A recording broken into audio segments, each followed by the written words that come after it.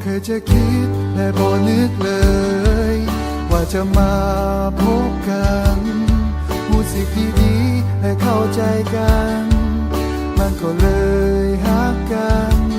นั่นคงเป็นความผูกพันที่มีต่อกันเสมอมาและนี่คงเป็นความห่วงใยและเข้าใจกัน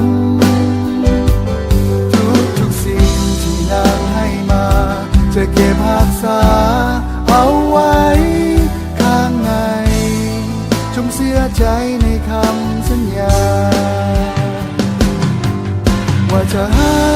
กเพียงนานฮักนานตลอดไปสุดหัวใจ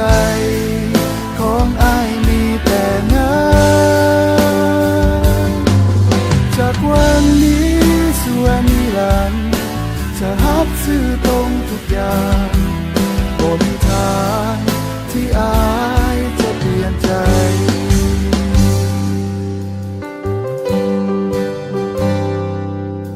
และจะหาจะมั่นคงซื่อสัตย์ต่อนางอุปสรรคสิ่งต่างๆพอจะผ่านพ้นไปจะไปยืนอยู่เคียงข้างนางทั้งตัวและใจนั่นคงเป็นความผูกพันที่มีต่อกันเสมอมาและนี่คงเป็นความห่วงใยและเข้าใจกันทุกสิ่งที่นางให้มาจะเก็บรักษาเอาไว้ข้างในจงเสียใจในคำสัญญาว่าจะฮักเพียงนานฮักนานตลอดไปสุดหัวใจของอ้ายมีแต่นางจากวันนี้สู่นิรันดร์จะฮักซื่อตรงทุกอย่างบ่มีทางที่อ้ายจะเปลี่ยนใจ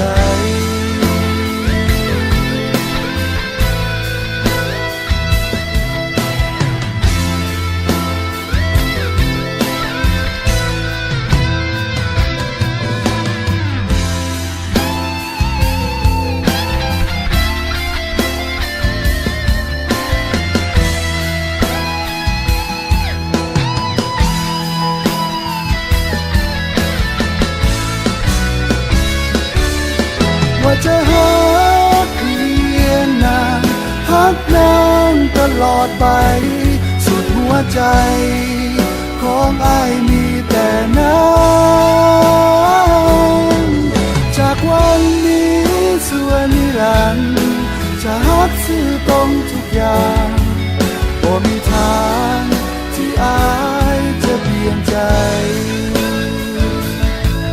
บ่มีทางที่อ้ายจะหมดรักไป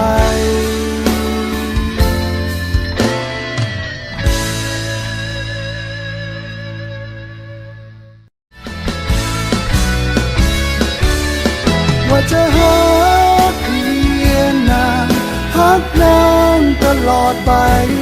สุดหัวใจของอ้ายมีแต่นา